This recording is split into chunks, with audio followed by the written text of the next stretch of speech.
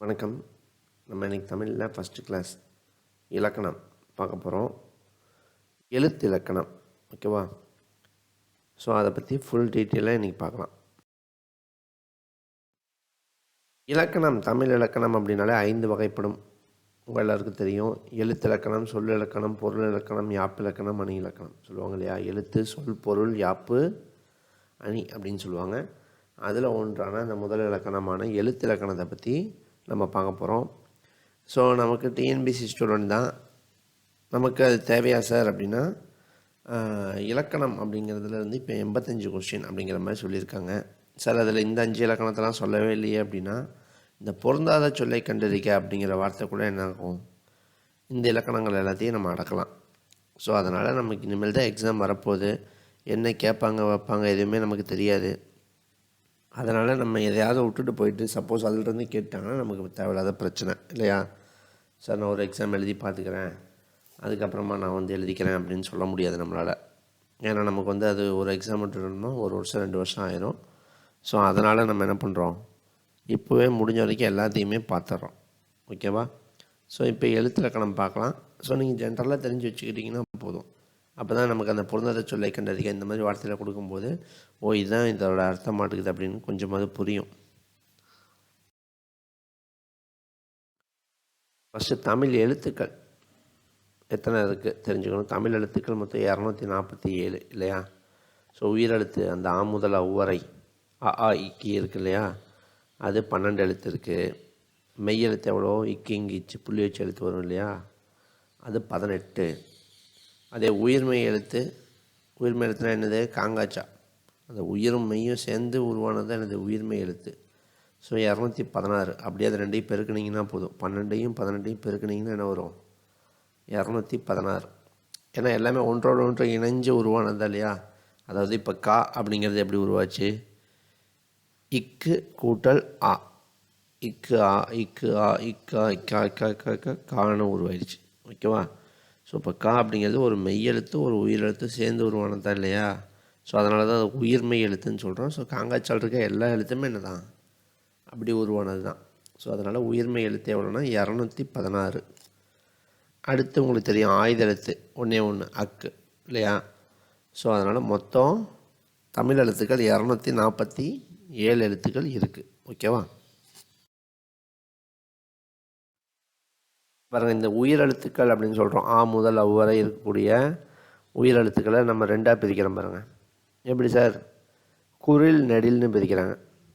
Sir அப்படின்னா என்ன, எனக்கு ஒன்றும் புரியலையே. குரில் நெடில்னா என்ன அப்படின்னா, ஒரு எழுத்தை சொல்கிறதுக்கு இவ்வளோ தான் டைம் அப்படின்ட்டு என்னது வரையறுத்து வச்சுருக்காங்க. அதாவது இப்போ அ அப்படின்னு சொல்கிறோம், முடிச்சிட்றோம். அதே இதை ஆ அப்படின்னு சொல்கிறோம், முடிச்சிட்றோம். அதே இந்த 2வதாக இருக்கிறது ஆ அப்படின்னு சொல்ல முடியுமா? சொல்லக்கூடாது. ஏன்னா குரில் எழுத்துக்கு அவன் கொடுத்துருக்கான் பாருங்கள், ஒரு மாத்திரை அளவு என்னங்க, ஒரு மாத்திரை. ஒரு மாத்திரைக்கான ஒரு எழுத்துக்கு மாத்திரை அளவு இருக்கும். ஒவ்வொரு எழுத்துக்கும் ஒரு மாத்திரைக்கான அளவு என்ன சார் அப்படின்னா, ஒரு சொடக்கு போடுற டைம் தான். இதுதான் ஒரு மாத்திரைக்கான அளவு. அப்போ அ இ உ ஏ ஓ அதெல்லாம் ஒரு சொடக்கு போடுறவங்களும் நீங்கள் என்ன பண்ணிடணும் சொல்லிடணும். அ இ உ ஏ ஓ அப்படின்னு ஒரு சொடக்கு போடுற டைமில் நீங்கள் என்ன பண்ணணும் சொல்லணும். அதே நெடில் எழுத்துக்கள் அப்படிங்கும்போது 2 மாத்திரை, 2 சொடக்கு போடுற வரைக்கும் உங்களுக்கு டைம் இருக்குது. இப்போ ஆ இ ஊ ஏ அப்படி என்ன பண்ணணும், 2 சொடக்கு போடுற வரைக்கும் நீங்கள் சொல்லலாம், ஓகேவா? புரியுதா உங்களுக்கு? அப்போ அந்த 12 எழுத்தில் எதெல்லாம் குரில், அந்த குறிக்கு ஒலிக்கக்கூடியது குரில் இல்லையா? அ இ உ ஏ ஓ இதெல்லாம் குரில். ஸோ 5 எழுத்துக்கள் குரில். நெடில் எழுத்து பாருங்கள் எத்தனை, 7 இருக்குது இல்லையா? ஆ ஈ ஐ ஓ ஔ. அந்த ஐ அதுங்கிறது நெடில் தான், ஓகேவா? நிறைய பேர் அது குரில் நினச்சிக்கிறீங்க, நெடில் தான், ஓகேவா? ஸோ அப்போ 12 எழுத்தில் 5 குரில் இருக்குது, 7 நெடில் எழுத்துக்கள் இருக்குது, ஓகேவா? அதுக்கு கீழே பாருங்கள், அந்த மெய்யெழுத்து 18ன்னு படித்தோமா? ஸோ அதை 3 வகையாக பிரிக்கிறாங்க. மெய்யெழுத்து எல்லாத்துக்கும் எத்தனை மாத்திரை சார், குரில் நெடில், அதாவது உயிரெழுத்துக்கு மேலே அதாவது மேலே உயிரெழுத்து இருக்கு இல்லையா, ஸோ அதை 2 வகையாக பிரிக்கிறோம், குரில் நெடில். ஸோ குரில் எழுத்துக்கு 1 மாத்திரை, நெடில் எழுத்துக்கு 2 மாத்திரை சொல்லிடுறோம். கீழே மெய்யெழுத்து இருக்கே சார், அதுக்கு எத்தனை மாத்திரை அப்படின்னா, புள்ளி வச்ச எழுத்து வந்தாலே அரை மாத்திரை. ஓகேவா, புள்ளி வச்ச எழுத்து வந்தாலே அரை மாத்திரை தான் உங்களுக்கு. ஸோ அதை என்ன சொல்லுவாங்கன்னா ஒற்று எழுத்துன்னு சொல்லுவாங்க, ஒற்று அப்படின்னு சொல்லுவாங்க. ஸோ ஒற்று எழுத்துக்கு அரை மாத்திரை. ஓகேவா, சரி சார். இந்த மெய்யெழுத்து 18 இருக்குது, அந்த 18 3 வகையாக பிரிச்சுருக்காங்க. என்னென்ன வகை? வல்லினம், மெல்லினம், இடையினம்னு பிரிச்சுருக்காங்க இல்லையா. வன்மையாக ஒலிக்கக்கூடிய எழுத்துக்கள் வல்லினம்னு சொல்லுவாங்க, மென்மையாக ஒலிக்கக்கூடிய எழுத்துக்கள் மெல்லினம், ரெண்டுக்கு இடையில் ஒலிக்கக்கூடியது இடையினம் அப்படின்னு சொல்லுவாங்க. ஸோ அதில் 18 எழுத்து அப்படியே 6 6 6ஆக பிரிச்சுருப்பாங்க. அதுக்கு தான் ஈஸியாக சொல்கிறதுக்கு, இந்த வல்லினம்னா இக்கு இச்சி இட்டு அப்படி பிடிச்சிங்கன்னா உங்களுக்கு நிற்காது மனசில். எப்படி பிடிக்கணும்னா கசட தபர வல்லினம், அது எல்லாத்துக்கும் புள்ளி வச்சிங்கன்னா வேலை முடிஞ்சுது. கசட தபர வல்லினம், எரள வளல இடையினம், ஞனன நமன மெல்லினம் அப்படி படிக்கணும்.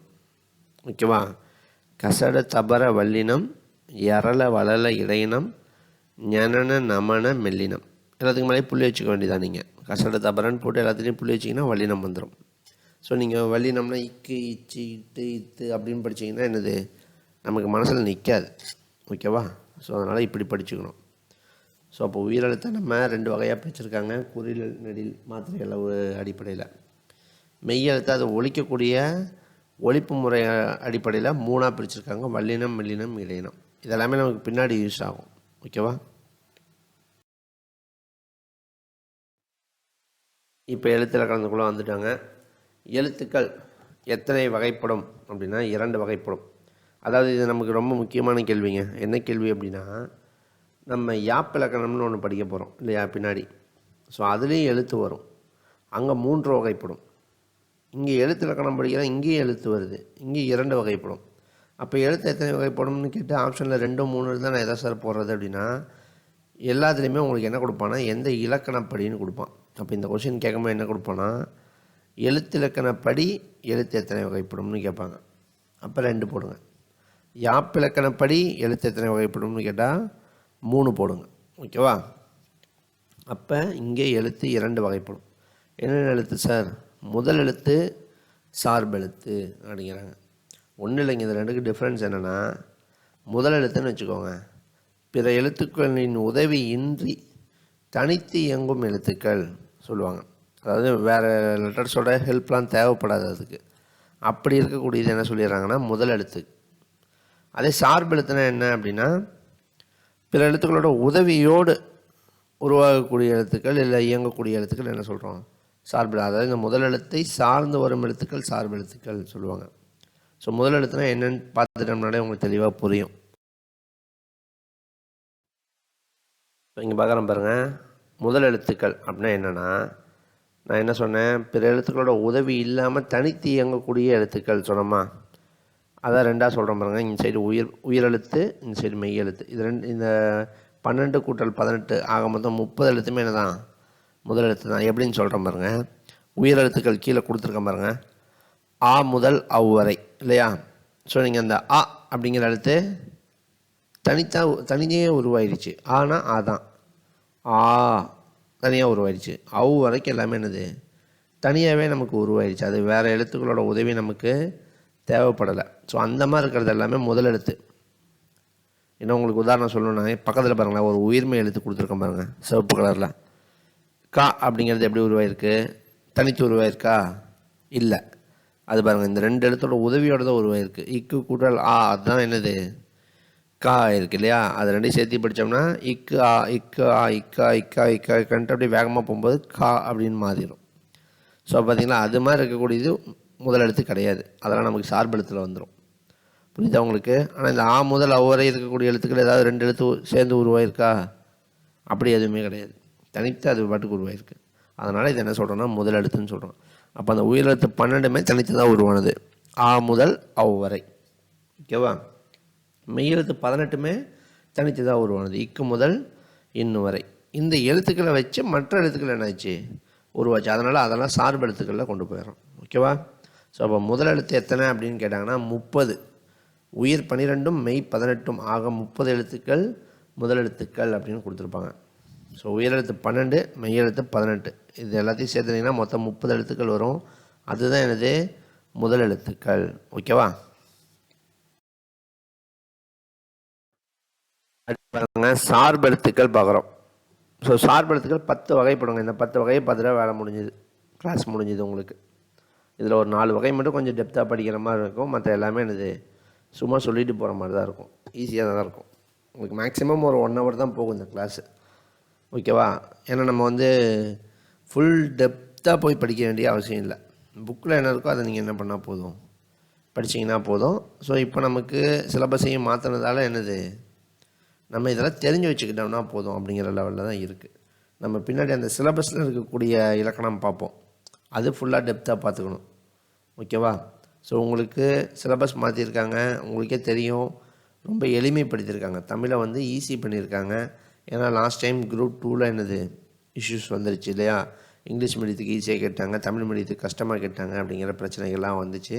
ஸோ அதனால் 2 சிலபஸையும் ஈக்குவலைஸ் பண்ணுற மாதிரி தமிழை கொஞ்சம் எளிமைப்படுத்தியிருக்காங்க.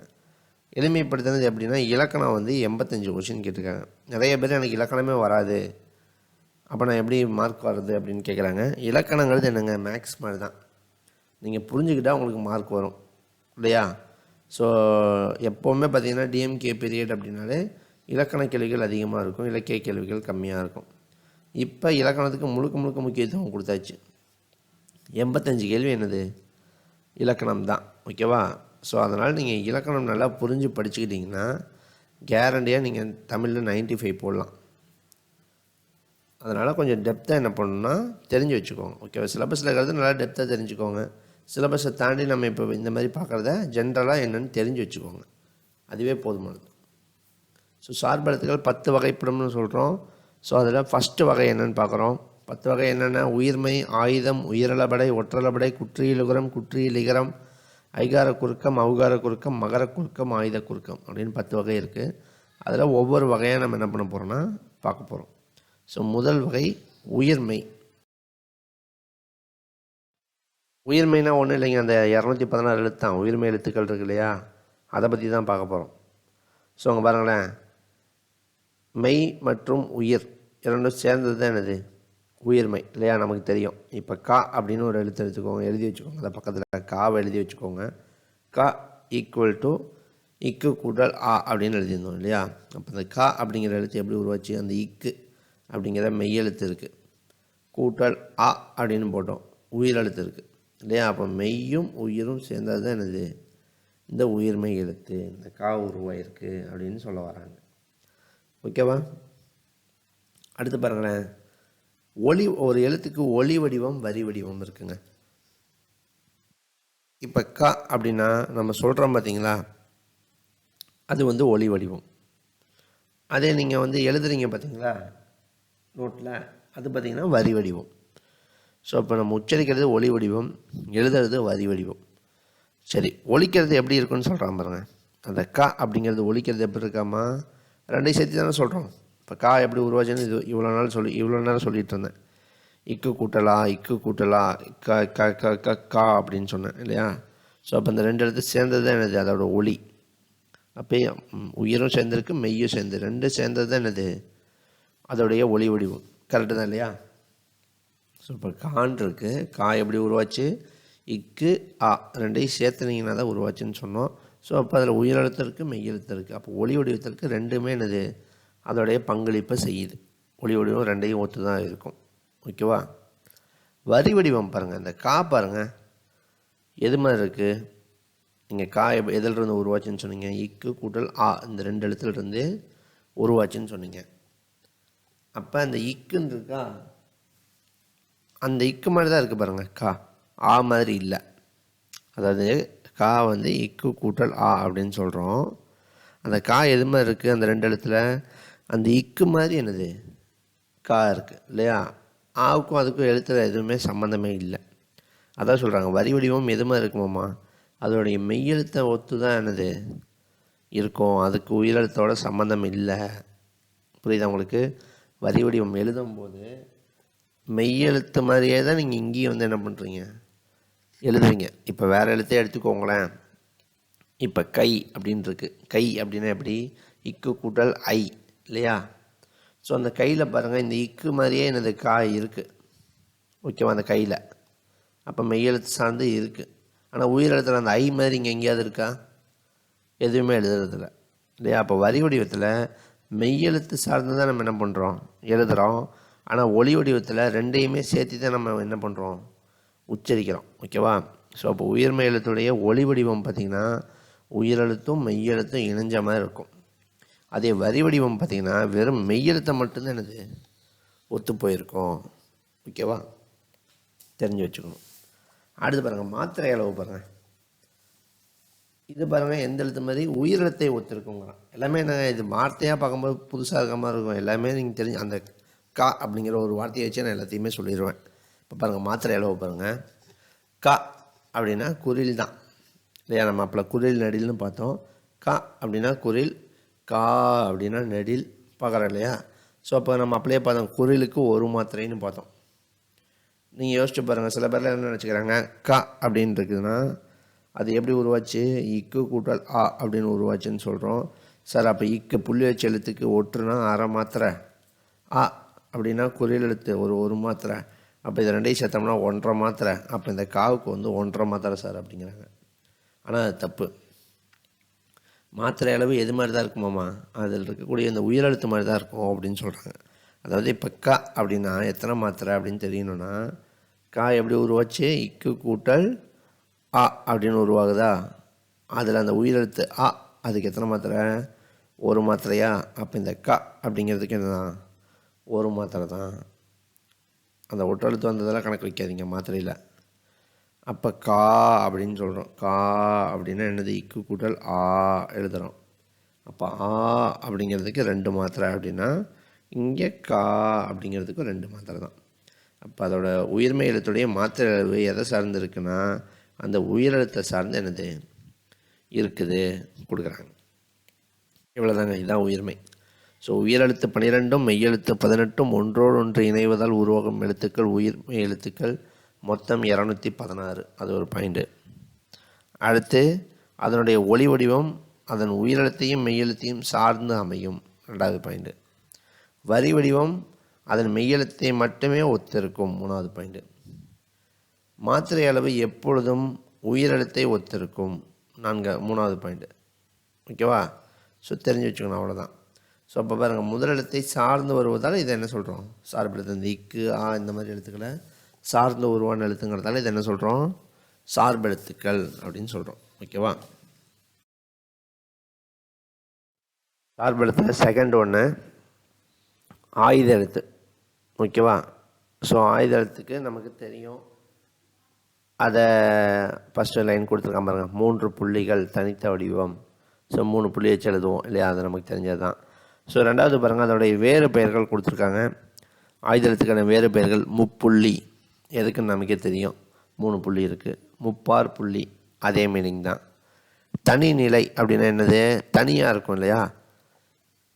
அதாவது உயிரெழுத்து 12 இருக்கும்போம், மெய்யெழுத்து 18 இருக்கும்போம், உயிர்மெய் எழுத்து 216 இருக்கும்போம்.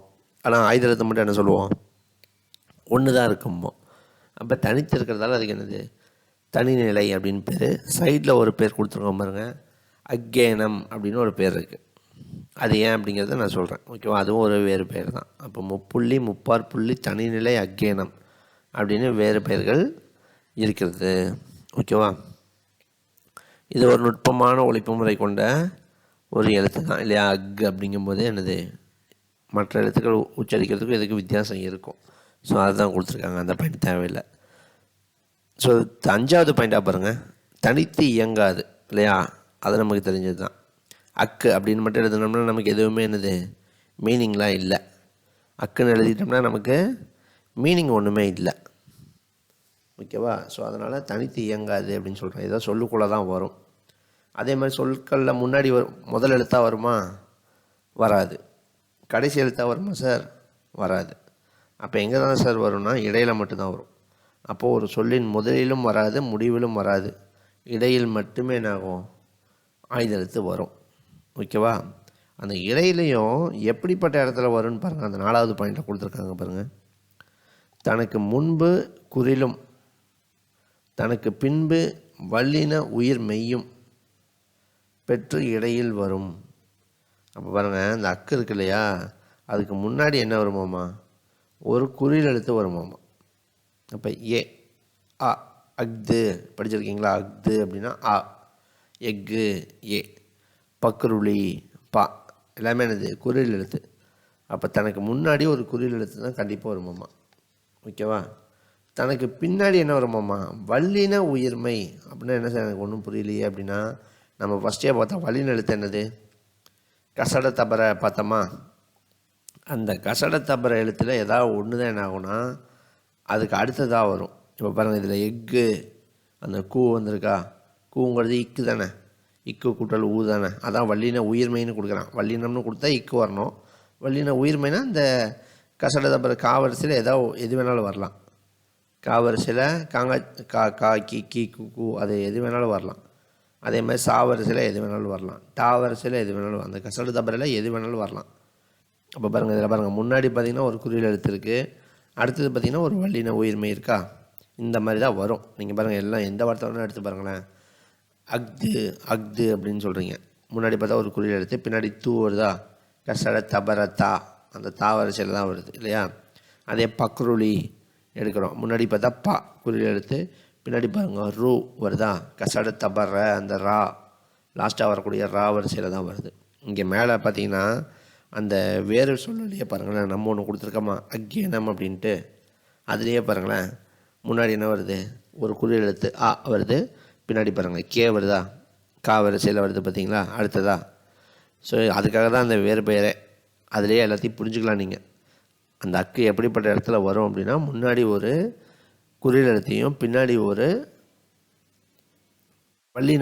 வல்லின உயிர்மையையும் கொண்டு அமையும் அப்படின்ட்டு அதுலேயே தெரிஞ்சுக்கலாம். அதுக்காக தான் அந்த வேறு பெயர். ஓகேவா? ஸோ ரொம்ப ரொம்ப ரொம்ப முக்கியங்க இந்த பாயிண்ட்டு. அதாவது ஆயுத எழுத்துனா நமக்கு தெரியும் 3 புள்ளி வச்சது. ஸோ அதை முப்புள்ளி, முப்பார் புள்ளி, தனிநிலை, அக்ஞானம் அப்படின்னு 4 வேறு பெயர்கள் இருக்குது. அது தனித்து இயங்காதுன்னு நமக்கு எல்லாருக்கும் தெரியும். சொல்லின் முதலிலும் வராது, முடிவிலும் வராது. ஏன்னா அப்படிப்பட்ட வார்த்தையை நம்ம பார்த்ததில்லை, அதுவும் தெரியும் நமக்கு. இடையில தான் வரும்னு தெரியும். அது எப்படிப்பட்ட இடத்துல வரும்னா, முன்னாடி ஒரு குறிலையும் பின்னாடி ஒரு வல்லின எழுத்தையும் வச்சு தான் என்னது வருங்கிறான். அப்போ கசட தபரவை நீங்கள் இந்த இடத்துல ஞாபகம் வைக்கணும். கசட தபர வரிசையில் ஏதாவது ஒரு எழுத்து தான் என்ன ஆகும் இந்த இடத்துல வரும். அதை மெயினாக தெரிஞ்சு வச்சுக்கோங்க. ஓகேவா?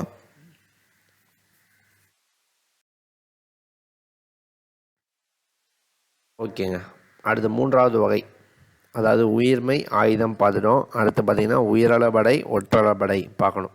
அளபடை பார்க்கணும் இல்லையா? ஸோ அப்போ அளபடைனா என்ன அப்படின்னு ஃபஸ்ட்டு தெரிஞ்சுக்கோங்க. அளபடை அப்படின்னாலே நீண்டு ஒழித்தல் அப்படின்னு சொல்லுவாங்க.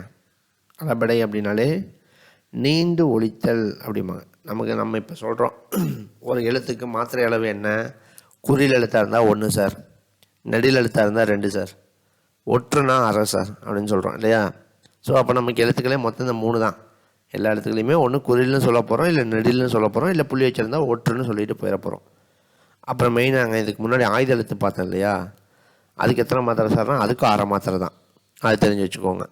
அதாவது புள்ளி வச்ச எழுத்துனா இக்கிலேருந்து இன்னும் வரைக்கும் தான் அரை மாத்திரைன்னு நினச்சிக்காதீங்க. ஆயுத எழுத்தையும் அவங்க ஒற்றெழுத்தாக தான் கணக்கில் எடுத்துக்கிறாங்க. ஸோ ஆயுத எழுத்துக்கு எத்தனை மாத்திரைன்னு கேட்டாலும் அந்த ஒற்றெழுத்துக்கான மாத்திரை தான், அரை மாத்திரை தான். சரி சார், நம்ம இப்போ குறிலுக்கு 1, நெடிலுக்கு 2, ஒற்றுக்கு அரைன்னு சொல்கிறோம்.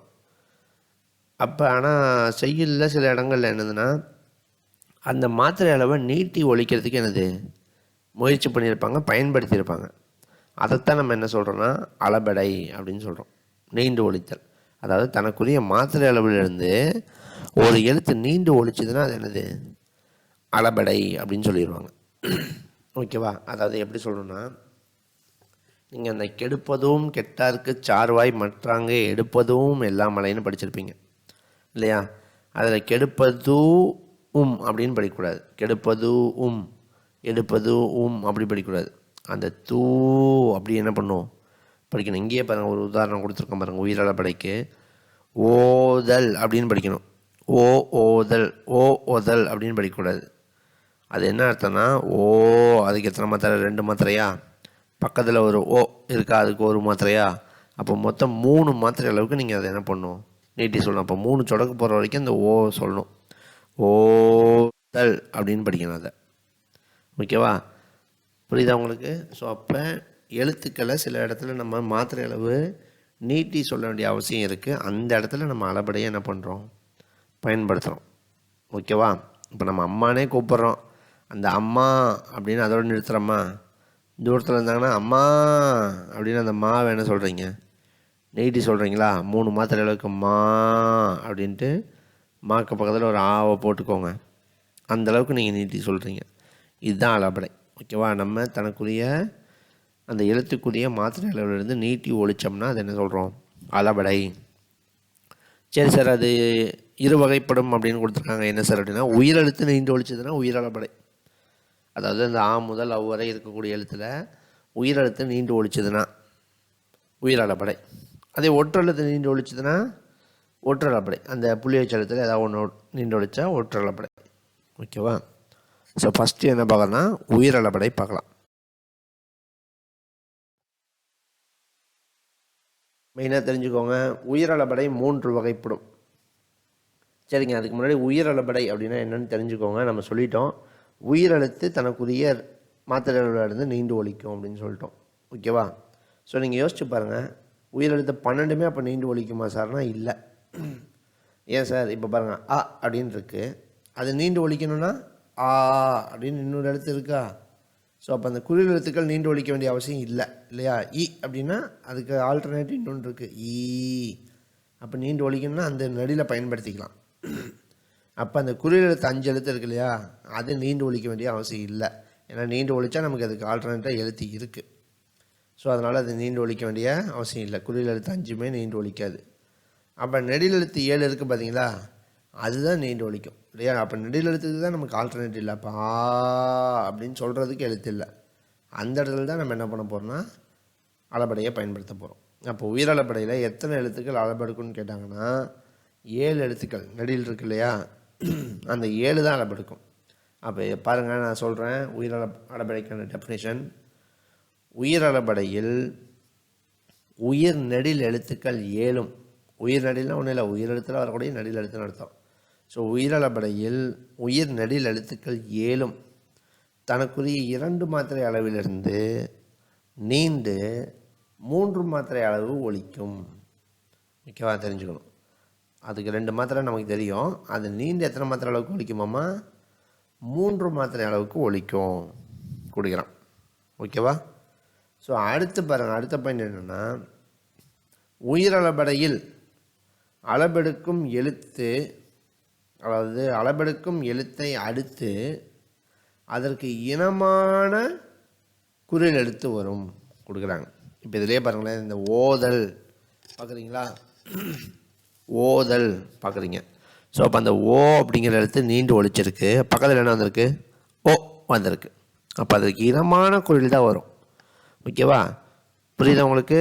ஓதல் அப்படிங்கிறதுல ஓ வந்திருக்கு, அதுக்கு அளபெடுக்கும் போது பக்கத்தில் என்ன எழுத்து போட்டிருக்கோம், ஆக்காய் கீழே வேற போட்டிருக்கோமா, ஓ போட்டிருக்கோம். அப்போ ஓவுக்கு இனமான எழுத்து ஓ.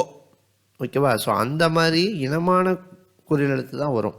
அப்போ ஆ அப்படிங்கிற எழுத்துக்கு அ வரும், ஈக்கு பக்கத்தில் இ வரும், ஊக்கு பக்கத்தில் உ வரும், ஏக்கு பக்கத்தில் ஏ வரும், ஓக்கு பக்கத்தில் ஓ வரும். இந்த 5 பேரிங்க்கு உங்களுக்கு இடைஞ்சல் இருக்காது, தெரியும் உங்கள் எல்லாருக்கும். அதே சார் ஐ வருது சார், ஐக்கு இனமான எழுத்து என்ன சார் போடுறது?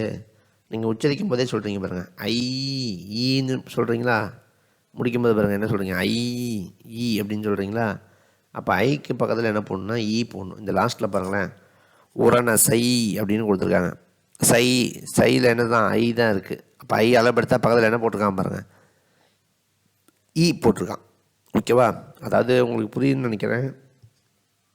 ஆக்கு அ வரும், ஈக்கு இ வரும், ஊக்கு உ வரும், ஏக்கு ஏ வரும், ஓக்கு ஓ வரும். இதெல்லாம் இனமான குறில் தெரிஞ்சிடும். ஆனால் இந்த ஐக்கு இனமான குறில் நம்ம எதுவுமே எழுத்து இல்லையா சார் நினைப்போம். ஆனால் நம்ம உச்சரிக்கிறதுலே இருக்குது, ஐ அப்படின்னா ஈன்னு முடிக்கிறோம். ஸோ அப்போ ஐக்கு என்ன போட போகிறோம்னா ஈ போட போகிறோம். அப்போ அவுக்கு என்ன போட போகிறோம், அவு. சொல்லும் போதே தெரியுது பாருங்கள், அவு ஊ வருதா.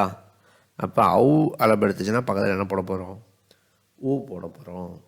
ஓகேவா? ஸோ அப்போ என்ன சொல்ல வராங்க, உயிர் நெடில் எழுத்துக்கள் 7ம் தனக்குரிய 2 மாத்திரை அளவிலிருந்து நீண்டு 3 மாத்திரை அளவாக ஒலிக்கும் சொல்லிடுறாங்க. சரி சார், அப்போ நீண்டு ஒலிக்கும் போது என்ன சார் மாற்றம் நடக்கும்? நீண்டு ஒலிக்கும் போது அந்த அளபெடுக்கும் எழுத்து அதுக்கு அடுத்து என்ன வரும்? அதற்கு இனமான குறில் எழுத்து வரும். ஓகே சார், அதுக்கு இனமான குறில் எழுத்துனா எப்படி சார்? ஆனா அ, ஈனா இ, ஊனா உ, இது தெரியும் சார். ஐக்கு தான் எப்படின்னு தெரியலையே. ஐ சொல்லும் போதே என்னது ஈ வந்துடும். அப்போ பக்கத்தில் ஈயை போடுங்க.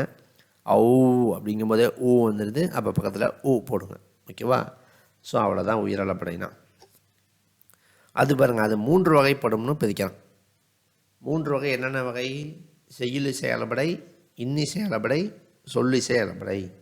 3 வகை இருக்குது. ஓகேவா? சரிங்க சார், நீங்கள் அளபடை வந்துருச்சுன்னா எப்படி நீங்கள் கண்டுபிடிப்பீங்க? ஃபஸ்ட்டு ஒரு அளபடை உயிரளபடை வந்திருக்குது அப்படின்னாலே நீங்கள் எப்படி கண்டுபிடிப்பீங்க? நல்லா பார்த்துக்கோங்க.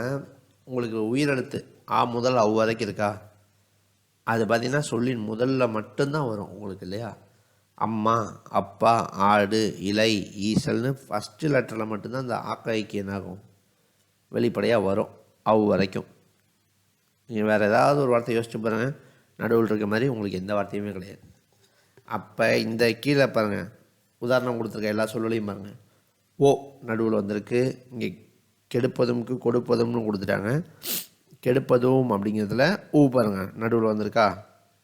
அதே பாருங்கள் உரநசை, அதில் ஈ பாருங்கள் லாஸ்ட்டாக வந்திருக்கா.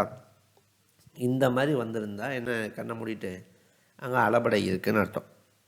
அதாவது இதுக்கு கொஷின்லாம் எப்படி தெரியுமா கேட்கலாம்? கீழ்கண்டவற்றுள் மாறுபட்டது இது கேட்டுட்டு சும்மா 3 வார்த்தை அம்மா, ஆடு, இலைன்னு கொடுக்குறான்னு வச்சுக்கோங்க. அடுத்து வந்து ஏதாவது ஒரு வார்த்தை இந்த ஓதல் அப்படின்னு கொடுத்துட்டான். அப்போ இங்கே என்ன இருக்குது? அளபடை இருக்குது. மற்றதெல்லாம் நார்மல் வார்த்தை, இது அளபடை வார்த்தை. அப்படிங்கிறத நீங்கள் என்ன பண்ணணும், கண்டுபிடிக்கிற மாதிரி இருக்கும்.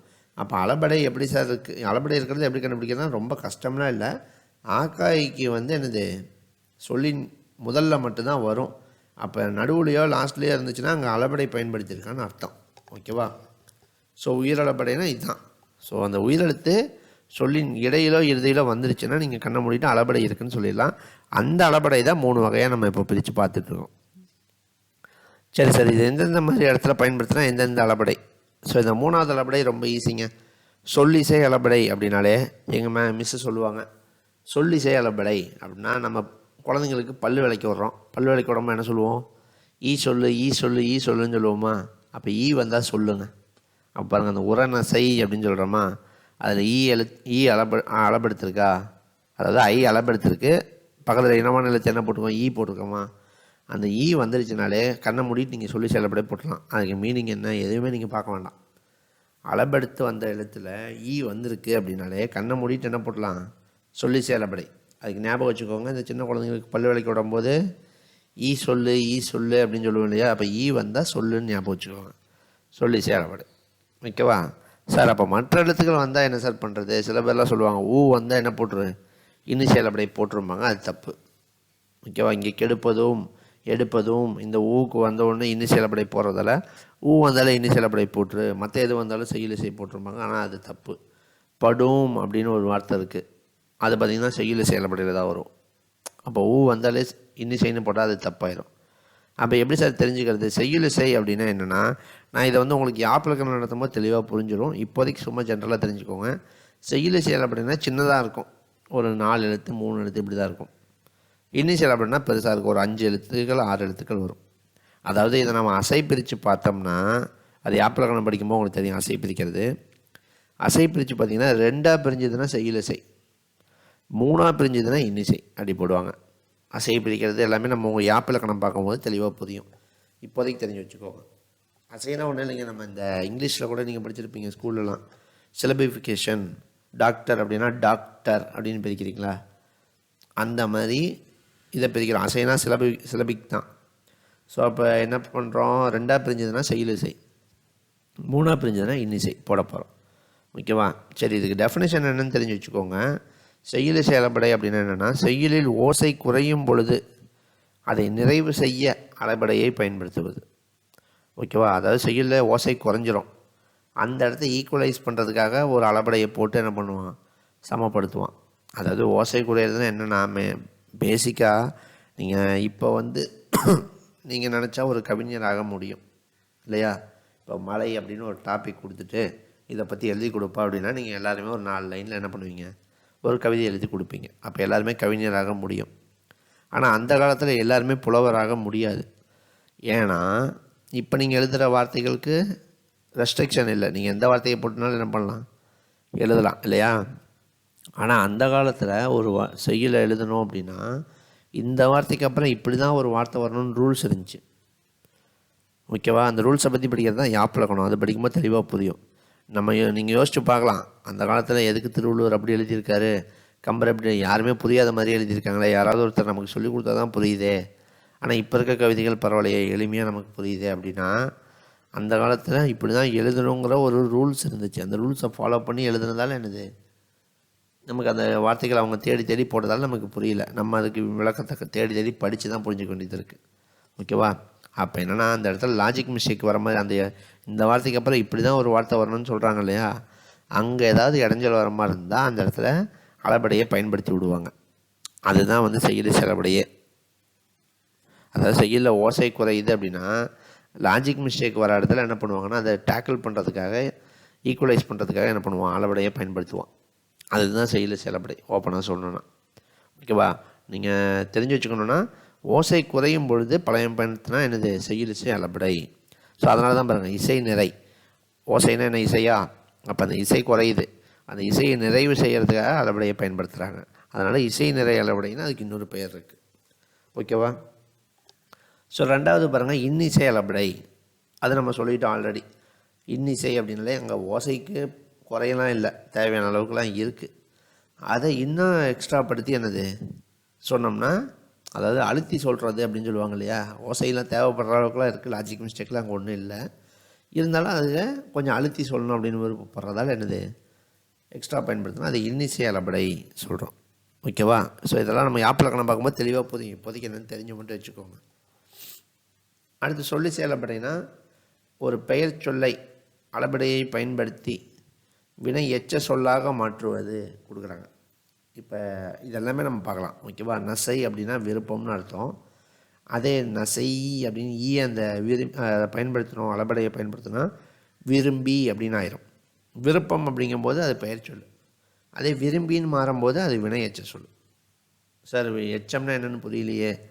எச்சம்னா ஒன்றும் இல்லைங்க, அந்த முற்று பெறாத சொல் தான் என்னது எச்சம்.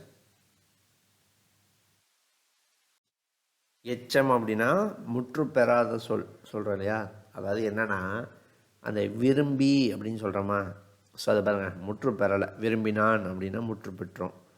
ஸோ விரும்பி அப்படின்னா முற்று பெறாதது, அதுதான் எச்சம். சார் எச்சம்ல 2 இருக்கே, பெயர் எச்சம் வினை எச்சம். அப்படின்னா அந்த சொல்லுக்கு அடுத்து என்ன வருதுன்னு பார்க்கணும். என்ன சொல் போட்டால் முற்று பெறும்னு பார்க்கணும். ஸோ பெயரை கொண்டு முடிஞ்சால் பெயரெச்சம், வினையை கொண்டு முடிஞ்சால் வினையச்சம். இப்போ பாருங்கள், விரும்பி அப்படின்னா அதுக்கு அடுத்து என்ன போடலாம், விரும்பி பார்த்தான், விரும்பி படித்தான், விரும்பி எழுதினான் போடலாமா? அப்போ பார்த்தான், படித்தான், எழுதினான் எல்லாமே ஒரு செயலை குறிக்குதா? அப்போ வினையாது. அதனால் விரும்பியே வினை எச்சம்னு சொல்லுவோம். ஓகேவா? அப்போது ஒரு பெயர்ச்சொல் நசை அப்படின்னா விருப்பம்னு பொருள், அது நார்மலாக பெயர்ச்சொல். ஸோ அது என்ன இருக்குது, அந்த அளபடையை பயன்படுத்தணுன்னு விரும்பி அப்படின்னு வினை எச்ச சொல்லாக என்னது மாறிடுச்சு. அப்படி மாறினா சொல்லிசை அளபடை. ஓகேவா? ஸோ 3க்கு டெஃபினேஷன் என்ன? ஃபஸ்ட் இதுக்கு ஓசை குறையும் பொழுது பயன்படுத்தினா செயலிசை, ஓசை இருக்கும் பொழுதே பயன்படுத்தினா என்னது இன்னிசை, பெயர் சொல்ல வினையச்சமாக மாற்றினா சொல்லிசை. ஸோ அதை கீழே எப்படி சார் கண்டுபிடிக்கணும் அப்படின்னா, வந்துட்டால் சொல்லு போட்டுருங்க. அதுக்கப்புறம் மீதியை 2ஆக பிரிச்சிங்கன்னா செயலிசை, 3ஆக பிரிச்சிங்கன்னா இன்னிசை, அவ்வளோதான் போட்டுருங்க.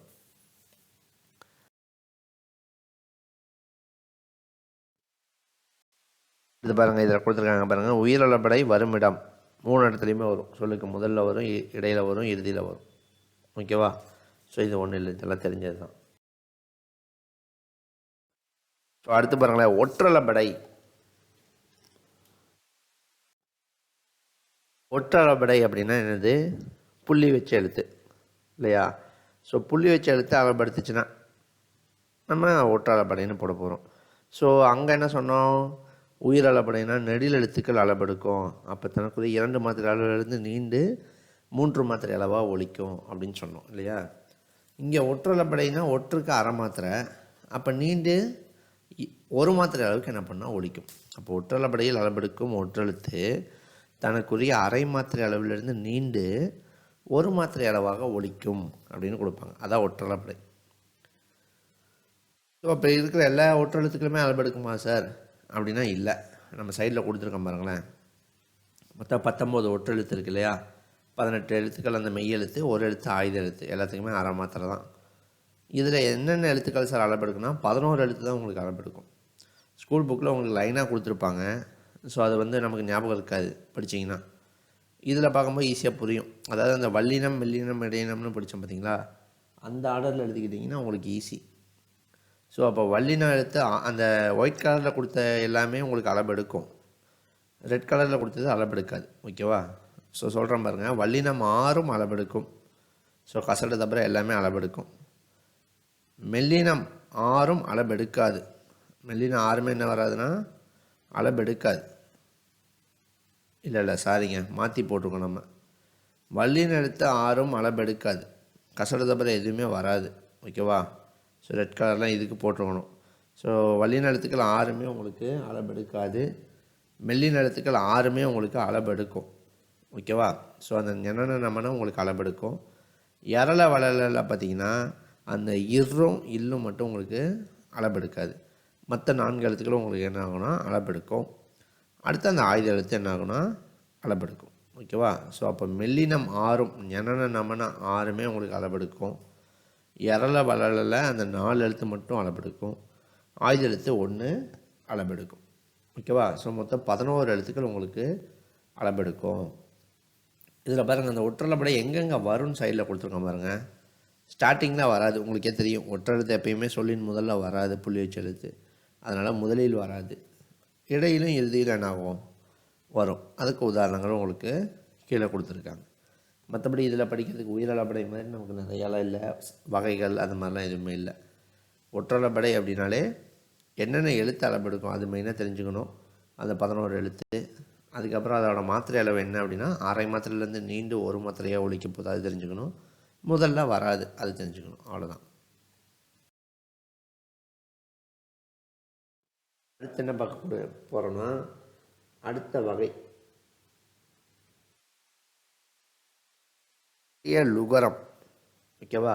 அதாவது ஒன்றும் இல்லைங்க, இது வரைக்கும் இந்த அளபடைன்னு 2 பார்த்தோம் இல்லையா, நீண்டு ஒழிச்சுது. தனக்குள்ளேயே மாத்திரை அளவிலிருந்து நீண்டு உங்களுக்கு என்னாச்சு ஒழிச்சுது. இனிமேல் பார்க்க போகிறது எல்லாமே குறுகி ஒழிக்க போகுது. மாத்திரை அளவிலிருந்து குறுகி உங்களுக்கு ஒழிக்கும். ஓகேவா? சும்மா டக்கு டக்கு டக்குன்னு பார்த்துட்டு போயிடலாம். ஸோ உங்கள் பாருங்கள், குற்றிய லுகரம் பிரித்தெழுதுக ஆல்ரெடி கேட்டிருக்காங்க. குறுமை கூட்டல் இயல் கூட்டல் உகரம். ஓகேவா? ஒன்றும் இல்லை, அது அப்படியே பேக்கில் இருந்து போங்களேன். ஒரு சொல்லின் இறுதியில் வரும் உகரம்னா வல்லின உகரம் சொல்கிறாங்க. வல்லின உகரம்னா என்ன சார், கீழே கொடுத்துருக்கேன் பாருங்கள். வல்லினம்னா என்ன, கசட தபரவா, அது எல்லாத்துக்கூடயும் ஊ போடுங்க. இக்கு கூட்டல் ஊ போட்டால் கு, இச்சு கூட்டல் ஊ போட்டால் சு. அப்போ குசுடு துபுரு அப்படின்னு 6 எழுத்து. அப்போ ஒரு சொல்லின் இறுதியில் வரும் வல்லின உகரம், அதுக்கு எத்தனை மாத்திரை, ஒரு மாத்திரையா? உகரம்னாலே ஊனாலே ஒரு மாத்திரை, கு ஒரு மாத்திரை, சு ஒரு மாத்திரை, எல்லாமே ஒவ்வொரு மாத்திரை. அது தனக்குரிய மாத்திரை அளவிலிருந்து குறைந்து அரை மாத்திரை அளவாக ஒழிக்கும். கொடுத்துருக்காங்க பாருங்கள். ஒரு சொல்லின் இறுதியில் வரும் வல்லின உகரம் தனக்குரிய ஒரு மாத்திரை அளவிலிருந்து அரை மாத்திரை அளவு ஒழிக்கும். ஓகேவா? ஸோ குறுக்கி ஒழிக்கிறது தான். ஸோ இப்போ மேலே அந்த வார்த்தையிலேயே பாருங்களேன், லாஸ்ட்டில் இருந்து பாருங்கள். இயல்பாக இருக்கக்கூடிய ஒரு உகரம் தனக்குரிய மாத்திரை அளவிலிருந்து குறுக்கி ஒழிக்க போகுது. ஓகேவா? ஸோ அப்போ அதுதான் என்னது, குற்றிய லுகரம். அதாவது ஒன்றும் இல்லைங்க, ஒரு வார்த்தையில் லாஸ்ட்டில் குசுடு துபுரு வருதுன்னு வச்சுக்கோங்களேன். அங்கே மாத்திரை அளவு என்ன ஆகுனா குறுக்கி ஒழிக்கும். ஒரு சில டைம் மட்டும் ஃபுல்லாக ஒழிக்கும். அதுவும் நம்ம என்னென்னு பார்த்துடலாம். ஓகேவா? மற்றபடி குசுடு துபுரு வந்தாலே அங்கே கண்டிப்பாக என்ன ஆகுனா குறுக்கி ஒழிக்கும் அப்படின்னு சொல்கிறான். இப்போ பாக்கு அப்படின்னு சொல்கிறோன்னா அந்த பாக்கு அப்படின்னு நம்ம சொல்ல மாட்டேங்கிறோம். பாக்கு அப்படின்ட்டு அந்த கூவை என்ன பண்ணுறோம், ஃபுல்லாக சொல்லாமல் அரை மாத்திரை அளவுக்கு மட்டும் ஒழிச்சிட்றோம் அப்படின்னு சொல்ல வரான். அதான் குற்றிய லுகரமாமா. ஓகேவா? இந்த குற்றிய லுகரம் 6 வகைப்படும். வன்தொடர் குற்றிய லுகரம், மென்தொடர் குற்றிய லுகரம், இடைத்தொடர் குற்றிய லுகரம், உயிர்த்தொடர் குற்றிய லுகரம், நெடில் தொடர் குற்றிய லுகரம், ஆயுத தொடர் குற்றிய லுகரம்னு 6 வகை. இந்த 6 வகை என்னென்னு நம்ம அடுத்து பார்க்க போகிறோம். முன்னாடி எழுத்து பாருங்கள், நெடில் எழுத்து வந்திருக்கா, லாஸ்ட் எழுத்துக்கு முன்னாடி எழுத்து நெடில் எழுத்து வந்திருக்கா. காது, ஆறு, பண்பாடு, அதாவது பாடு, இதெல்லாமே என்னது நெடில் தொடர். நெடில் தொடரில் நீங்கள் முக்கியமாக என்ன தெரிஞ்சுக்கணும்னா இதில் 2 எழுத்து மட்டும்தான் வரும். ஓகேவா? ஏன்னா சில பேர்லாம் பண்பாடு அப்படின்னு வரத நெடில் தொடரில் போட்டுடுறாங்க. அது போடக்கூடாது. பண்பாடு சார் 2க்கு முன்னாடி பா வந்துச்சு சார், நெடில் எழுத்து வந்துச்சு, நான் நெடில் தொடர் போட்டேன்னு போடக்கூடாது. அது என்ன பண்ணணும்னா அந்த கீழே இருக்குது பாருங்கள், உயிர் தொடர், வரலாறு அப்படின்னு இருக்கா, அந்த மாதிரி தான் பண்பாடு அப்படிங்கிறதையும் எடுத்துக்கணும். ஸோ அங்கே போடணும், உயிர் தொடரில் போடணும். நெடில் தொடரில் நீங்கள் மெயினாக என்ன தெரிஞ்சுக்கணுன்னா 2 எழுத்து தான் வரும். ஃபஸ்ட் எழுத்து நெடில் எழுத்து, 2வது எழுத்து குசுடு துபுருவில் ஏதாவது ஒரு எழுத்து வந்துச்சுன்னா நெடில் தொடர் கூட்டி இழுக்கிறோம் போட்டலாம். ஓகேவா? அடுத்து பாருங்கள், ஆயுத தொடருங்கும் போது உங்களுக்கு தெரியும், முன்னாடி ஆயுத எழுத்து வந்துச்சுன்னா ஆயுத தொடர் கூட்டி இழுக்கிறோம். உயிர் தொடர் குற்றி எழுகுறம் அப்படின்னா இதுவும் அதே தான். அந்த மேலே நெடில் தொடர் குற்றி எழுகுறம் பார்த்திங்கன்னா அதே மாதிரி தான். முன்னாடி வந்து ஒரு உயிரெழுத்து வரணும். கடைசிக்கு முன்னாடி என்ன சார் உயிரெழுத்துலாம் ஒன்றும் வரலையே அப்படின்னா ஈ அப்படிங்கிறது என்னது, ஈ கூட்டல் ஈ தான் இல்லையா? அதாவது அரசு அப்படின்னா அந்த ராங்கிறது என்னது, இரு கூட்டல் ஆ வருதுடா. அப்போ அந்த ஆ அப்படிங்கிறது என்னது உயிரெழுத்தா. அதனால் அதை உயிர் தொடர் குற்றி எழுகுறோம்னு சொல்கிறோம். அப்போ வரலாறு அப்படிங்கும்போது இந்த இடத்த பாருங்கள், வரலாறில் லாஸ்ட் எழுத்துக்கு முன்னாடி என்ன இருக்குது, நெடில் எழுத்து இருக்குது சார், லா இருக்குது. அப்போ நம்ம நெடில் தொடர் குற்றியில் வரும் போடலாமன்னா போடக்கூடாது. அதுதான் நம்ம சொன்னோம், அங்கே 2 எழுத்து வந்தால் தான் என்ன போடணும், நெடில் தொடர் போடணும். அப்போ இங்கே 2க்கு மேற்பட்ட எழுத்துக்கள் வரும்போது அது இதில் வந்துடணும், உயிர் தொடர் குற்றியில் உரமாக வந்துடணும். ஓகேவா? அவ்வளோதாங்க குற்றியில் உரம். ஸோ குற்றியில் உரம்னா என்ன, ஒரு சொல்லின் இறுதியில் வரக்கூடிய வல்லின உகரம் குசுடு துபுரு என்ன ஆகுது, தனக்குரிய ஒரு மாத்திரை அளவிலிருந்து குறுகிய அரை மாத்திரை அளவாக ஒலிக்குது. அதான் குற்றியல் உகரம். ஓகேவா? ஸோ அது 6 வகைப்படும். 6 வகை என்னென்னு பார்த்தோம். அந்த 6 வகையை எதை வச்சு கண்டுபிடிக்கிறாங்க, லாஸ்ட்டில் குசுடு துபுரு வருதா, ஓகே. அப்போ அதுக்கு முன்னாடி எழுத்து என்னென்னு பார்க்குறாங்க. வல்லினமாக இருந்தால் வன் தொடர், மெல்லினமாக இருந்தால் மென் தொடர், இடையினமாக இருந்தால் இடைத்தொடர். அதே நெடில் எழுத்து 2 எழுத்து மட்டும் வந்து நெடில் எழுத்தாக இருந்தால் நெடில் தொடர், உயிரெழுத்து வந்தால் உயிர் தொடர், ஆயுத எழுத்து வந்தால் ஆயுத தொடர். அவ்வளோதான். ஓகேவா? மெயின் இதில் என்னென்னா நெடில் தொடர் குற்றியலுகம் 2 எழுத்து தான் வரும். அதை மெயினாக ஞாபகம் வச்சுக்கோங்க. ஏன்னா அந்த நெடில் தொடருக்கு உயிர் தொடருக்கு குழப்பிக்குவாங்க, அதுக்காக சொல்கிறேன். அடுத்து பாருங்களேன், முற்றியல் உகரம். முற்றியல் உகரம்னா என்ன சார் அப்படின்னா, இந்த குசுடு துபுரு வந்து எல்லா இடத்துலையும் குறுகி ஒலிக்கும்னு இல்லை, ஒரு சில இடத்துல மட்டும் முழுமையாக ஒலிக்கும். அதாவது எக்ஸாக்டாக சொல்லணும், ஒரு இடத்துல முழுமையாக ஒலிக்கும், அதோட ஒரு மாத்திரை அளவு ஃபுல்லாகவே ஒலிக்கும். அதை வந்து நம்ம குற்றியலுகரம்னு சொல்ல முடியாது இல்லையா? அந்த ஒரு மாத்திரையோட குறுகி ஒழிச்சதுன்னா குற்றியலுகரம்னு சொல்லலாம். முழுமையாகவே ஒரு மாத்திரையில் ஒழிச்சதுன்னா அதை முற்றியலுகரம்னு தான் நம்ம என்ன பண்ணணும் சொல்லணும். அதான் கொடுத்துருக்காங்க பாருங்கள். தனிக்குறியில் எழுத்தை அடுத்து வரும் வல்லின உகரம் தனக்குரிய ஒரு மாத்திரை அளவில் ஒழிக்கும். அதாவது அந்த மாத்திரை அளவு குறையாது, அந்த ஒரு மாத்திரைனா ஒரு மாத்திரையே ஒழிக்கும். அதாவது இது என்னென்னா பாருங்கள், தனிக்குறியில் அப்படின்னா ஃபஸ்ட் எழுத்து ஒரு குறியில் எழுத்து வரணும். அதாவது தனியாக ஒரு குறியில் எழுத்து வந்துருச்சு. அடுத்து வரும் வல்லின உகரம்னா அந்த குசுடு துபுரு தான். அதுக்கு அடுத்து ஏதாவது குசுடு துபுரு வந்தால் அந்த குசுடு துபுரு என்ன ஆகாது, குறையாது, ஒரு மாத்திரை அளவுக்கு ஃபுல்லாகவே ஒலிக்கும் அப்படிங்கிறாங்க. அப்போ பசு அப்படின்னா ஃபஸ்ட்டு பாருங்கள், பா அப்படிங்கிறது தனி குறிலா, தனியாக ஒரே ஒரு குறில். சு அப்படிங்கிறது வல்லின உகரமா, இந்த இடத்துல வந்து அந்த ஒரு மாத்திரை அளவு முழுமையாக ஒலிக்கும் சொல்கிறாங்க.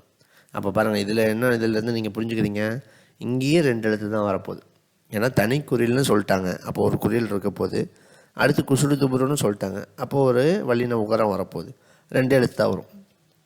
பாருங்கள், நெடில் தொடர் குற்றியல் உகரத்துலேயும் 2 எழுத்து தான் வரும், முற்றியல் உகரத்துலேயும் 2 எழுத்து தான் வரும். இந்த பாயிண்ட்டுக்கு ஓகேவா? புரியுதா உங்களுக்கு? அதாவது அங்கே வந்து நாடு அப்படின்னு வருதுன்னு வச்சுக்கோங்க, நெடில் தொடரில் வந்துடும். நடு அப்படின்னா இங்கே வந்துடுது, முற்றியல் உகரத்தில் வந்துடுது. வீடு அப்படின்னா நெடில் தொடரில் வந்துடும். வீடு அப்படிங்கும்போது எங்கே வந்துடுது, முற்றியல் உகரத்தில் வந்துடுது. புரியுதா உங்களுக்கு? ஸோ அங்கே நெடில் தொடர் மாதிரியே தான் இங்கேயும். ஸோ அங்கே நெடிலாக இருக்கும், இங்கே குறிலாக இருக்கும், அவ்வளோதான் முற்றியல் உகரம். இது வந்து முழுமையாக ஒலிக்கும். ஸோ முற்றியல் உகரத்தின் மாத்திரை அளவு என்னன்னு கேட்டாங்கன்னா 1 அப்படின்னு போடணும், முழுமையாக என்ன ஆகும், ஒலிக்கும். அடுத்து பார்த்திங்கன்னா குற்றிய லிகரம். குற்றிய லிகரம்னா குறுமை கூட்டல் இயல் கூட்டல் இகரம்னு சொன்னோம். அங்கே உகரம்னு படிக்கும்போது ஊ என்ன ஆகுது, குறுகி ஒலிக்குது, வல்லின உகரம் வந்து குறுகி ஒலிச்சுது அப்படின்னு சொன்னோம். ஊக்கு ஒரு மாத்திரை, அப்போ குறுகி அரை மாத்திரை அளவுக்கு ஒலிச்சுதுன்னு சொல்கிறோம். இங்கேயும் அதே தான். இகரம் அப்படின்னா ஈக்கு ஒரு மாத்திரை, அது என்ன ஆக போகுது, குறுகி அரை மாத்திரை அளவுக்கு ஒலிக்க போகுது. ஸோ 2 இடம் இருக்குது. ஸோ ஃபஸ்ட் இடம் பாருங்கள், இந்த சைடு கொடுத்துருக்காங்க. நாடு கூட்டல் யாது, அதாவது நாடுன்னு ஒரு வார்த்தைங்க, அது வந்து குற்றியல் உரம் தான் இல்லையா? நெடில் தொடர் குற்றியல் உரம் படிச்சிருக்கோமா? நாடு அப்படின்னா நெடில் தொடர் குற்றியல் உரம். சரி, ஒரு வார்த்தை நெடில் தொடர் குற்றியல் உரம் இருக்குது. அதுக்கு அடுத்து இன்னொரு வார்த்தை இருக்குது, யாது. அதாவது 2 வார்த்தை இருக்குன்னு வைங்களேன். ஃபஸ்ட்டு வார்த்தை என்ன சொல்லுவாங்கன்னா நிலைமொழி அப்படின்னு சொல்லுவாங்க. ஃபஸ்ட்டு வார்த்தை நிலைமொழி, நிலையாக இருக்கக்கூடிய சொல். ரெண்டாவது வார்த்தை வருமொழி, அது கூட வந்து ஜாயிண்ட் ஆகக்கூடிய சொல் வருமொழி. ஓகேவா? அப்போ நிலைமொழி வருமொழி அப்படின்னு சொல்லுவாங்க. ஸோ அதில் பாருங்கள், நிலைமொழி ஒரு குற்றியல் உரச்சொல்லாக வந்திருக்கும். நாடு, கொக்கு அப்படின்னு குற்றியல் உரச்சொல் வந்திருக்கும். குற்றியல் உரத்தில் எந்த வகை வேணாலும் வரலாம். வருமொழியில் ஃபஸ்ட் எழுத்து என்ன வந்திருக்குன்னா யா, யகரம் வந்திருக்கும். ஓகேவா? அங்கே பாருங்கள், நிலைமொழியில் இருக்கக்கூடிய சொல் ஒரு குற்றியல் உகர சொல்லாக வந்து வருமொழி முதல்ல வரக்கூடிய எழுத்து யகரம் யா வந்துச்சுன்னா அது 2 சேரும்போது அந்த உகரம் என்ன ஆகும்னா இகரமாக தெரியும். ஓகேவா? அப்போ நாடு டூ இருக்கா, அது வந்து டூ வந்து அங்கே சேரும்போது என்ன ஆயிடுதுன்னா டி ஆயிடும், நாடி அப்படின்னு ஆயிடும். புரியுதா உங்களுக்கு? அப்போ உகரம் வந்து இகரமாக தெரியும். அந்த இகரம் பார்த்திங்கன்னா அரை மாத்திரை அளவு தான் ஒலிக்கும், ஃபுல்லாக ஒலிக்காது. அதுதான் இதில் இருக்கிறது. அதாவது இதுக்கு டெஃபினேஷன் என்னென்னா, நிலைமொழியாக ஒரு குற்றியல் ஒரு சொல் வந்து வருமொழி முதலில் எகரம் வந்தால் இணையும் போது, அதாவது இணையும் போது புணரும் போது குற்றியல் குலத்தில் உள்ள உகரம் இகரமாக தெரியும்.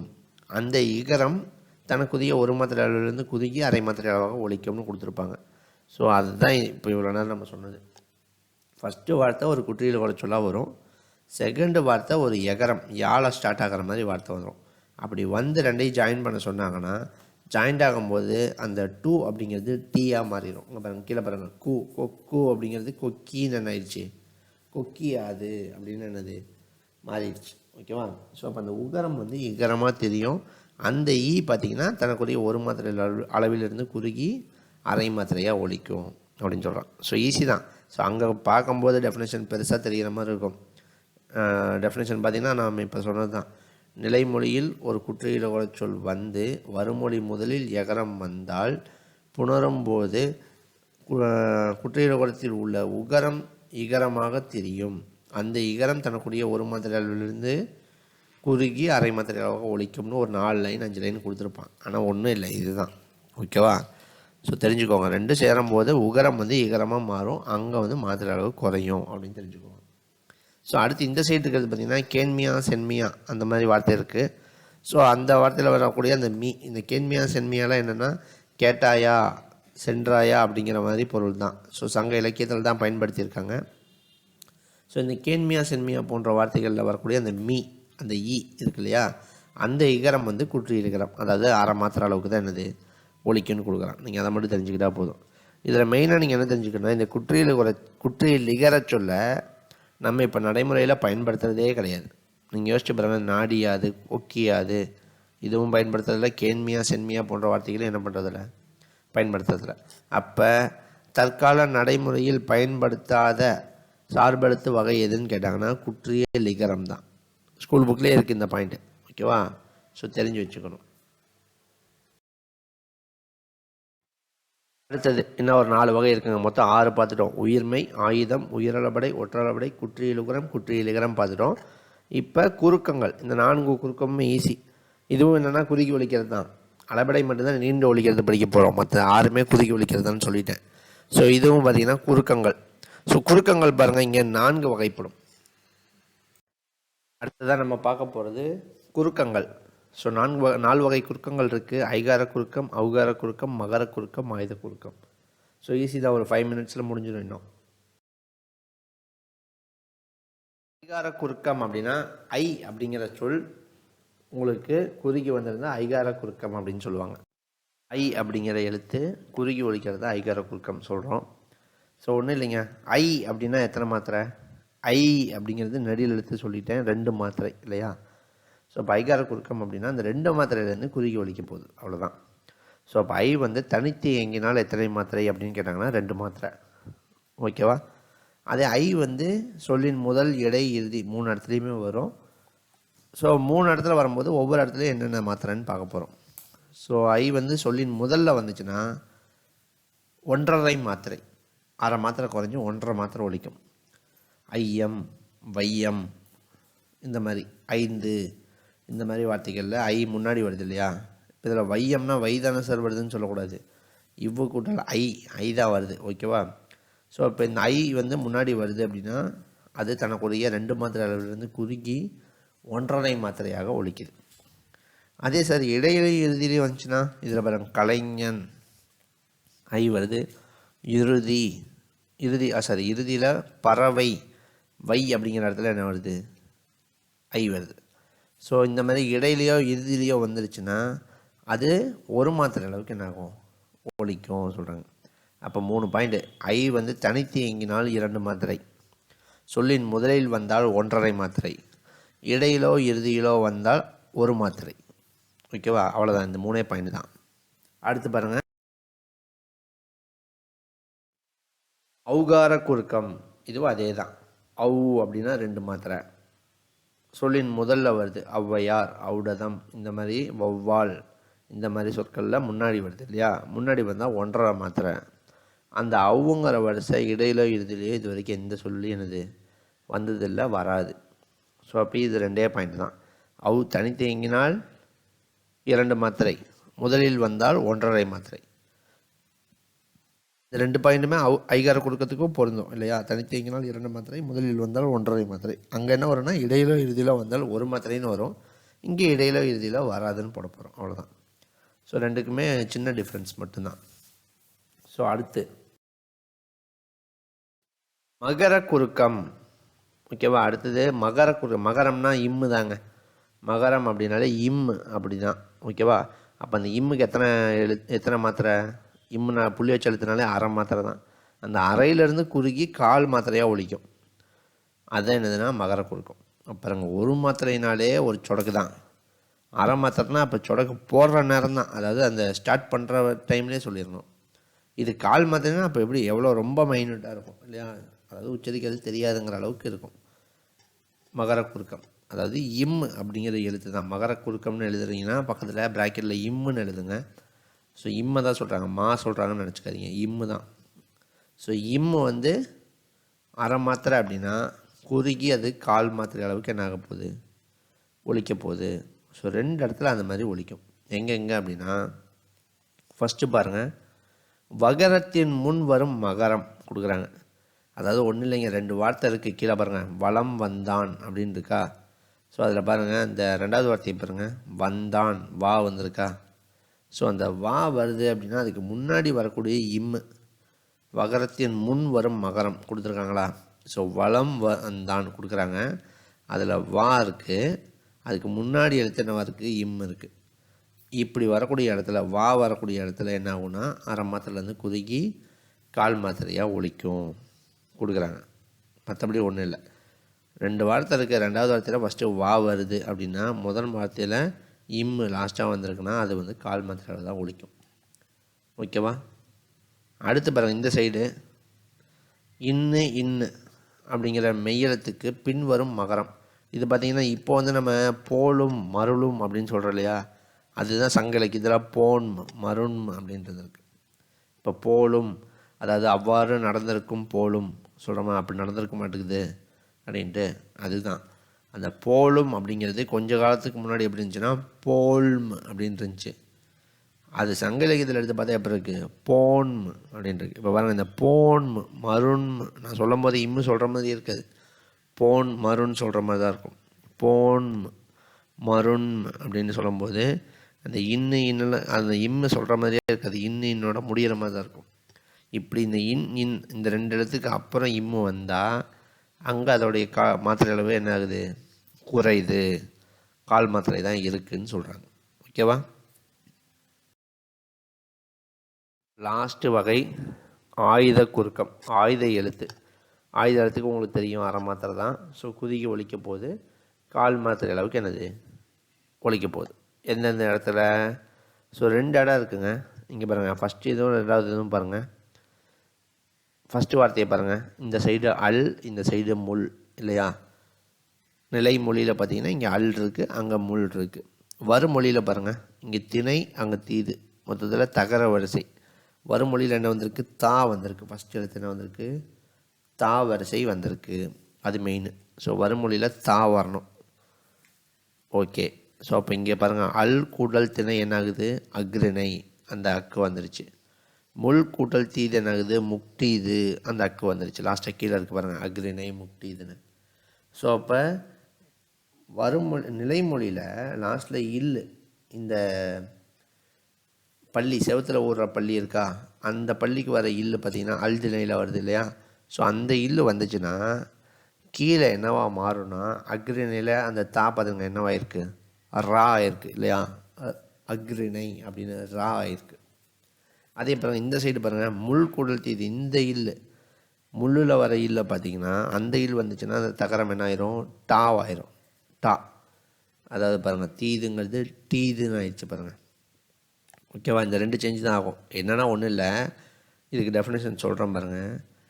நிலைமொழி ஈற்றில் லகரம், லானா இந்த லா, அந்த செவத்தில் ஒரு பள்ளிக்கு வரலாம். லகரம் வந்து வருமொழி முதலில் தகரம் வந்தால் புணரும் சொல்லில் ஆயுத எழுத்து இடம்பெறும். ஸோ வந்துருச்சு. அந்த தகரம் ரகரமாக தெரியும், ராவாக மாறும் அப்படின்னு கொடுத்துருப்பான். ஸோ அதனால் அக்ரிணை அப்படின்னு வந்துருச்சு.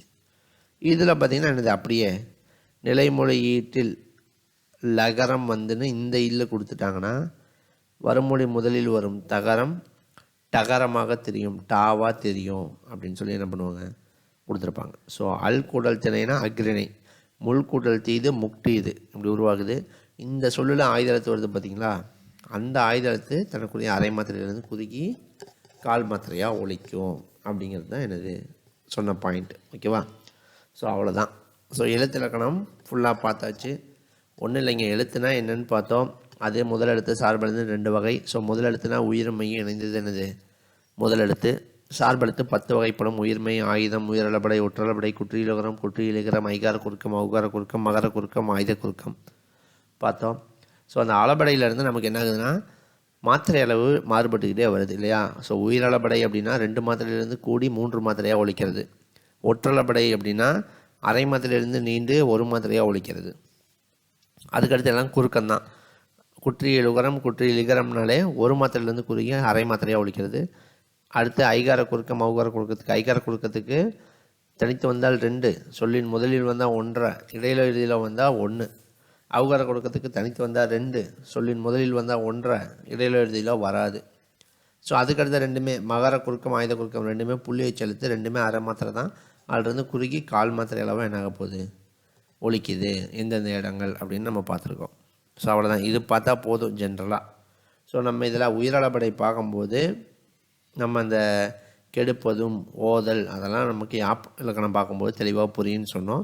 ஸோ அங்கே பார்க்கும்போது உங்களுக்கு தெளிவாக புரிஞ்சிடும். ஸோ அப்போ இலக்கண குறிப்பில் ஏதாவது ஒரு வார்த்தையை கொடுத்து அளபடை வார்த்தையை கொடுத்து கேட்டாங்கன்னா கூட நம்ம இலக்கணம் பார்த்தோம்னா நமக்கு தெரிஞ்சு போயிடும். அதனால் பயப்பட வேண்டாம். இப்போதைக்கு பேசிக் என்ன அப்படிங்கிறது நம்ம பார்த்துருக்கோம் எழுத்து இலக்கணத்தில். ஓகேவா? தற்கால நடைமுறையில் பயன்படுத்தாத ஒரே சார்பெழுத்து வகை எது அப்படின்னு கேட்டாங்கன்னா குற்றிய லிகரம் அப்படின்னு நம்ம சொல்லணும் இல்லையா? ஸோ இந்த மாதிரி அங்கங்கே ஏதாவது ஒரு பாயிண்ட் நம்ம மெயினாக என்ன பண்ணியிருப்போம், சொல்லியிருப்போம். அந்த பாயிண்ட்ஸ் உங்களுக்கு என்ன பண்ணலான்னா கொஸ்டினாக கேட்கலாம். நீங்கள் அதனால் இந்த டைம் என்ன பண்ணுங்கள், எழுத்து இலக்கணத்தை சும்மா ஜென்ரலாக ஒரு தடவை வாசிச்சு விடுங்க. ஸோ நம்ம ஐவகை இலக்கணத்தையும் பார்க்க போகிறோம். அதுக்கப்புறம் டிஎன்பிசி சிலபஸில் இருக்கக்கூடிய எல்லா இலக்கணத்தையும் என்ன பண்ண போகிறோம், கிளாஸில் லைனாக பார்க்க போகிறோம். ஸோ இலக்கணம் தான் ரொம்ப மேஜர் ஆகிடுச்சு. 85 கொஷின் கேட்குறாங்க. இலக்கணம் நம்ம மேக்ஸ் மாதிரி தான். புரிஞ்சுக்காமல் படிச்சிங்கன்னா கடைசி வரைக்கும் என்ன பண்ண முடியாது, ஸ்கோர் பண்ண முடியாது. ஸோ அதனால் நடத்துகிற கிளாஸை நல்லா கவனிச்சுட்டு ஸ்கூல் புக்கில் இது கவர் ஆகிற ஏரியாவை எடுத்து என்ன பண்ணணும், படிக்கணும். ஓகேவா? ஓகே.